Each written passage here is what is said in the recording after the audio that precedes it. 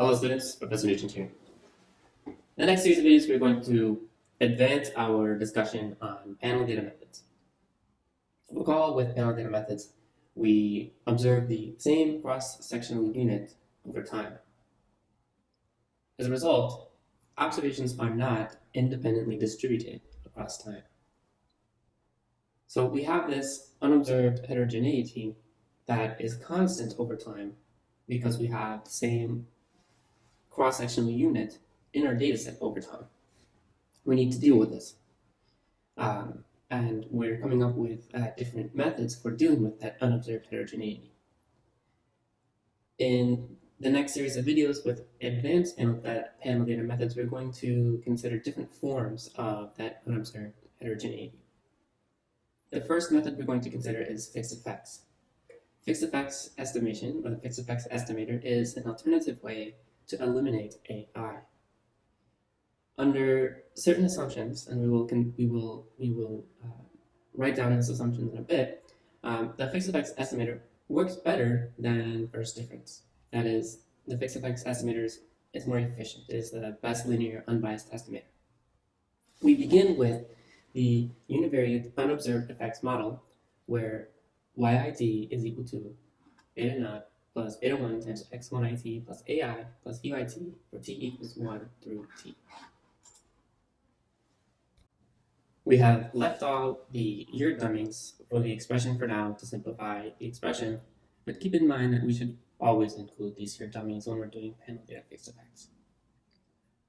Recall that the regression equation holds the means, where we take the mean over time for each cross-sectional unit. So we can rewrite the model as follows. Yi bar is equal to beta naught plus beta 1 x1 I bar plus AI plus UI bar. All right, so we have these bars represent the mean of the variable for individual or cross-sectional unit I over time. Then we can solve for the fixed effects estimator, also known as the mean difference estimator, by subtracting equation 2 from equation 1, so that we have YIT minus YI bar is equal to beta naught minus beta naught plus beta 1 times x1IT minus x1I bar plus AI minus AI plus UIT minus UI bar, and this is for t equals 1 through t. We can also complete our notation by writing I equals 1 through n.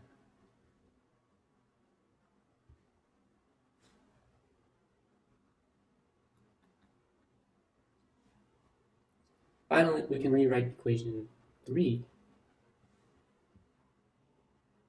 in a more succinct way and collapse the terms that solve to 0 as follows. We have YIT with a couple of dots on top. The 2 dots on top represent the demeaned form of the data. All right, so this YIT minus YI bar is transformed into YIT with 2 dots on top. That is equal to beta 1 x1IT, 2 dots on top, plus UIT, 2 dots on top, for t equals 1 through t, I equals 1 through n. Observe that the AI drops out. Also, our intercept here drops out. So equation 4 represents the mean or within equation, and beta 1 is the fixed effects estimator, also known as the mean difference estimator, but within estimator. So we can estimate equation 4 using OLS under the following assumptions.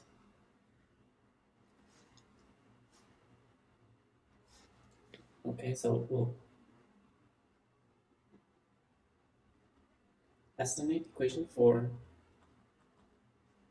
using OLS under the following assumptions.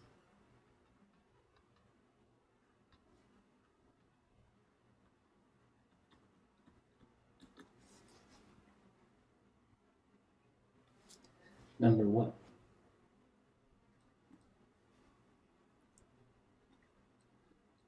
For each I, the true population model is YIT equals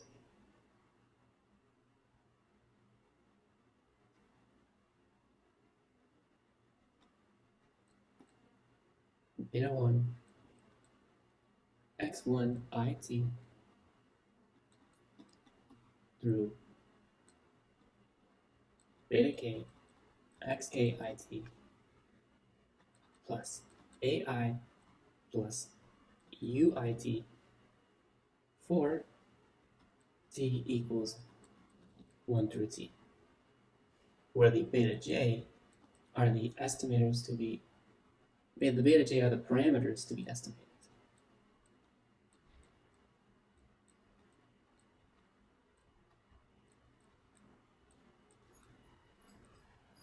The AI is the unobserved effect.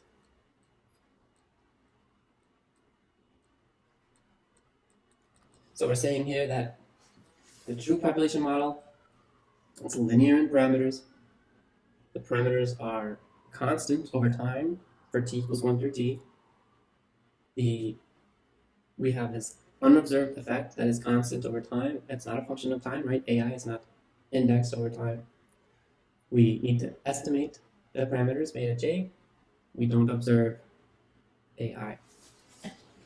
So this is the true model.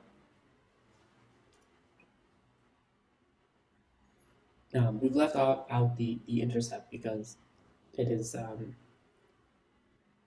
without loss of generality. 2. We have a random sample from the cross-section.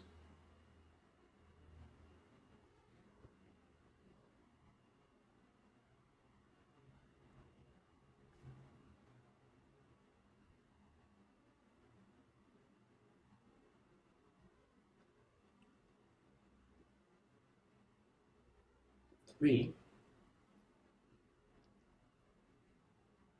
each explanatory variable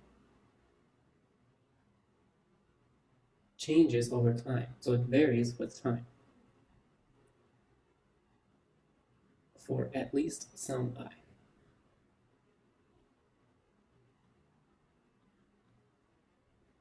And there are no perfect relationships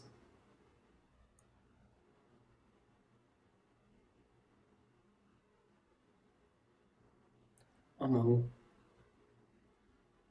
the explanatory variables xj. So we need the explanatory variables xj to vary over time because we use that variation over time to identify the estimates of the parameters, right? That we use the within variation to identify the parameters. If there is no variation over time, then there is no variation with which to identify the estimates of the parameters. We also require no perfect multicollinearity. This assumption 3 is the extreme case. Let's also note that if there's very little variation over time for an explanatory variable xj, then we will have little variation with which to identify the estimate of the parameter.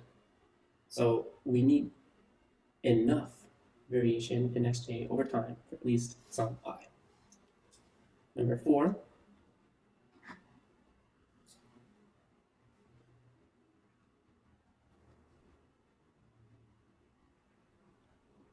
for each t, the expected value of the idiosyncratic error UIT given the explanatory variables in all time periods and the unobserved effect is 0. So the expected value of the idiosyncratic error is completely unrelated to the explanatory variables and the unobserved effect.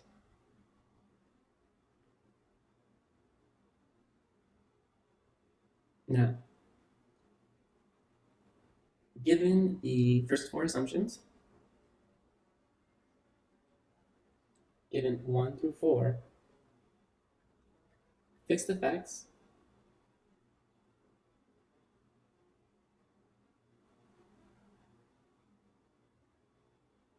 is unbiased and consistent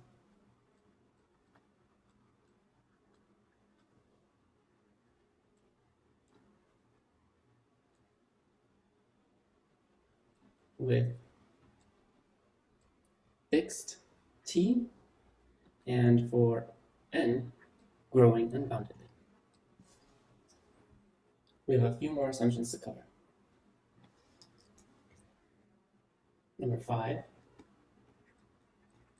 the variance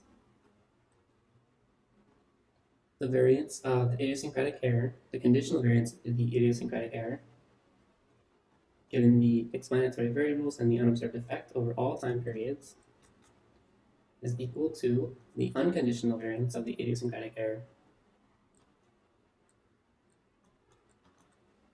which is sigma squared u. So we have homoscedasticity in the idiosyncratic error.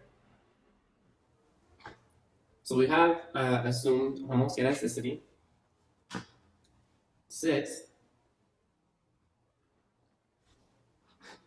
let's see here.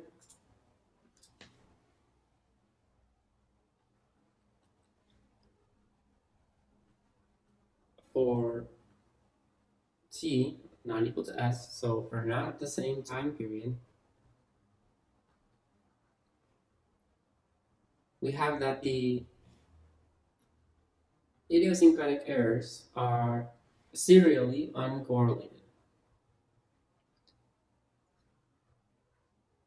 So we write this as the covariance between UIT and UIS.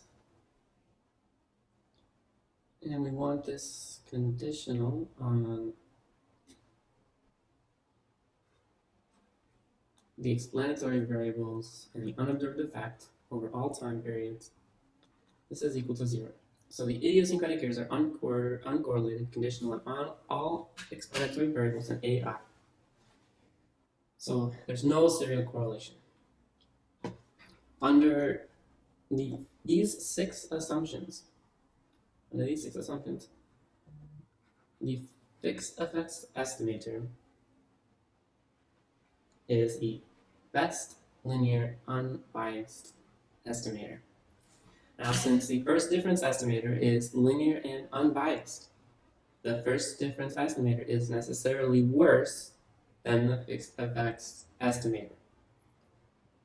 We do require, so this hinges on